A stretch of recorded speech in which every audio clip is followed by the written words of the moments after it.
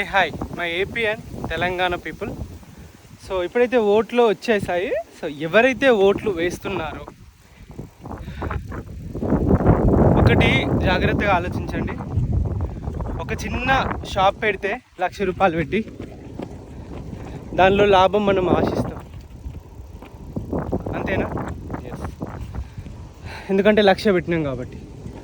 పంచే ప్రతి రాజకీయ నాయకుడు, డబ్బులు పంచే ప్రతి రాజకీయ నాయకుడు లాభం ఆశిస్తాడు.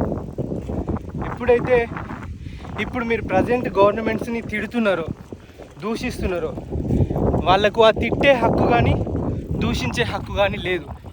ఎందుకంటే ప్రతి ఒక్కరు 1,000, 2,000, 3,000, 500 తీసుకొని ఓటేశారు కాబట్టి. దేశం డెవలప్ అవ్వట్లేదు అని అంటే అవ్వదు. పెట్టినోడు ఎవడైతే పైసలు పెట్టిండో బిజినెస్, వాడి షాప్ మాత్రమే, వాడి బిజినెస్ మాత్రమే డెవలప్ చేసుకోవాలని చూస్తాడు. మిగతా వాళ్ళతో అతనికి సంబంధం లేదు.